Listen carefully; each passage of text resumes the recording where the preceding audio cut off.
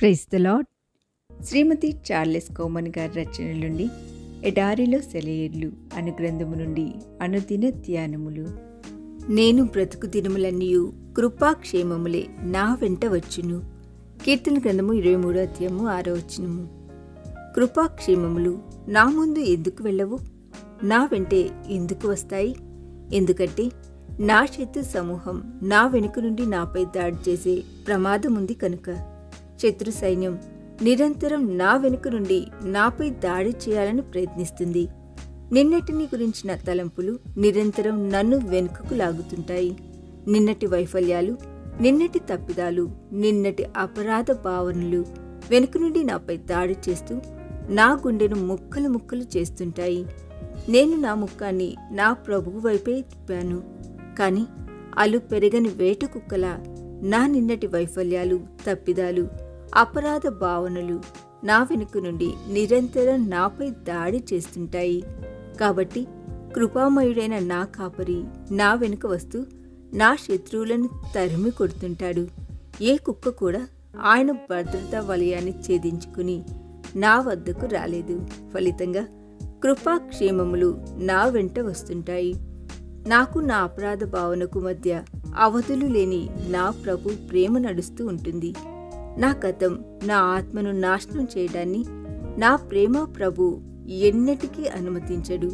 నా గతాన్ని గురించి నేను దుఃఖించవచ్చు, అందులో తప్పేం లేదు. ఎందుకంటే ఆ దుఃఖము నా నైతిక విలువలను పెంచుతుంది కనుక. అది నా ఆత్మీయ ఆరోగ్యాన్ని అభివృద్ధి చేస్తుంది కనుక.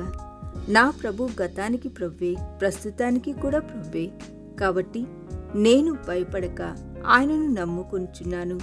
యెషయా గ్రంథము 12వ అధ్యాయము 2వ వచనము. నా వ్యాధులన్నీ దాదాపుగా బాగయ్యాయి. నా గాయాలన్నీ కూడా ఇక మానిపోయినట్టే.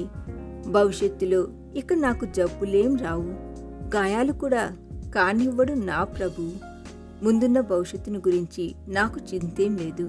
ఎందుకంటే నాకు ఏ సమయంలో ఏం కావాలో నా ప్రభువుకు బాగా తెలుసు కనుక.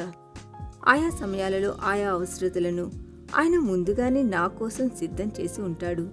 విపత్తులు ఎదురైనప్పుడు, ఉపద్రవాలు ముంచుకొచ్చినప్పుడు, ఆపదలు అడ్డుపడినప్పుడు ఏం చేయాలో ఆయన నాకు తెలుపుతూ ఉంటాడు. అవి నా ముందుకు రాకమునుపు వాటిని గురించి ఆయన నాకేం చెప్పడు. వాటిని గురించే ఆలోచిస్తూ నా సమయాన్ని వృధా చేస్తానేమోనని రేపటిని గురించి ఈరోజే నేనెందుకు ఆలోచించాలి? సమయం వచ్చినప్పుడు అన్నీ బయలుపరచబడతాయిగా. అప్పుడు నేనేం చేయాలో నా ప్రభు నాకు తెలుపుతాడుగా.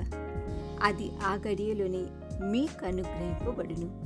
మత్తయి సువార్త 10వ అధ్యాయము 19వ వచనము.